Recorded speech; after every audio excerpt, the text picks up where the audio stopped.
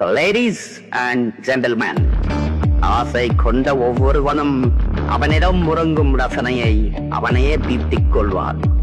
ஆசை கொள்வது குற்றவா? கலா ரசிகனவா நான்?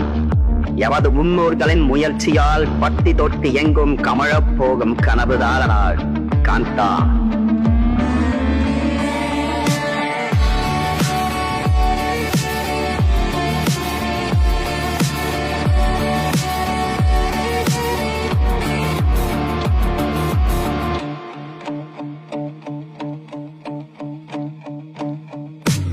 வறுமை உலகத்தில் பிறந்தவன் நான், வேதனை மட்டும் எனது கெதி.